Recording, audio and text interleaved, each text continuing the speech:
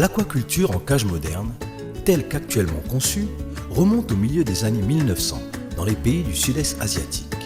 L'essor de l'aquaculture commerciale a été possible principalement grâce à la maîtrise du cycle de reproduction des poissons et à la production d'aliments formulés pour le cheptel aquacole.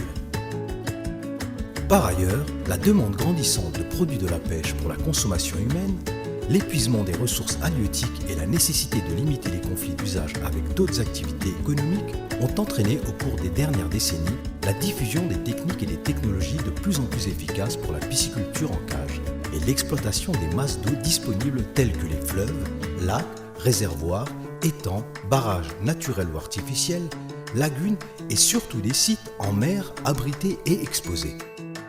La synergie entre le savoir-faire traditionnel, la recherche scientifique et l'esprit d'entreprise a été le facteur clé de l'évolution vers les systèmes d'élevage en cage actuellement utilisés. À l'île Maurice, pour diminuer la pression sur les pêches des zones côtières, le Fisherman Investment Trust, mis en place en 2006, a sollicité l'assistance de la FAO, Smart Fish Programme, financé par l'Union européenne pour mettre en place des unités de production aquacole à petite échelle pour les pêcheurs, les coopératives et les associations de pêcheurs. C'était le seul recours pour remédier à la situation actuelle de surexploitation dans le lagon, tout en augmentant le faible revenu de la communauté des pêcheurs. On espère que ce projet ouvrira la voie au développement de l'aquaculture artisanale à Maurice et à Rodrigue. Dans le cadre de son programme de renforcement des capacités, le Fisherman Investment Trust a mis en place un cours de formation pour l'assemblage d'une cage en bois hexagonal et son installation dans le lagon à poste de flaque. Tous les composants nécessaires ont été achetés, notamment les poutres et les planches en bois, des cordes en polypropylène et en polyamide de différents diamètres. Des fûts en plastique vide de 200 litres ont été utilisés comme flotteurs. Quelques 26 personnes, y compris les pêcheurs et les femmes entrepreneurs, les investisseurs potentiels dans l'aquaculture et des étudiants en dernière année ont participé à ce stage de formation.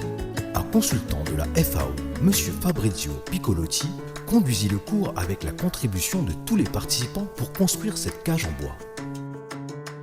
L'espacement requis entre les poutres ont été soigneusement mesurés et les trous pour l'insertion des boulons ont été réalisés à l'aide d'un fourré à bois de 16 mm. Les boulons et les écrous ont été fixés.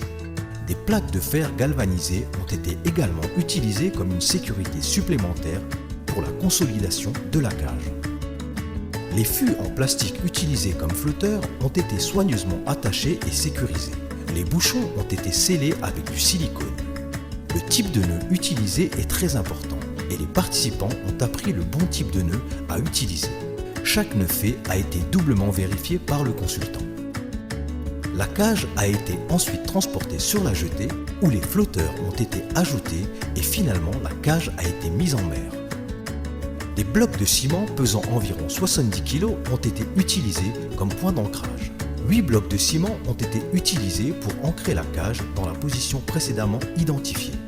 Pour mener à bien cette opération, on a fait recours à l'aide de plongeurs qui se sont assurés que la cage était dans la position correcte précédemment identifiée lors d'une reconnaissance maritime et de plongée de vérification. Enfin, la cage en bois a été solidement amarrée et sécurisée. Le filet installé sur la cage a été importé de la Slovaquie. Des cages d'aquaculture circulaires fabriquées à partir de polypipe ont également été construites et mises en mer. Les cages ont un diamètre de 5 mètres et une main-d'œuvre qualifiée était nécessaire dû aux équipements spéciaux utilisés pour souder les tuyaux.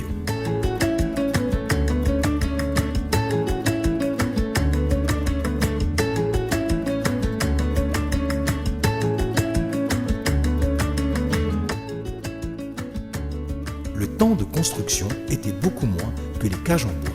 Une fois la cage assemblée sur la terre, elle a été remorquée vers le site d'installation en mer et fixée à l'aide des cordes de 26 mm.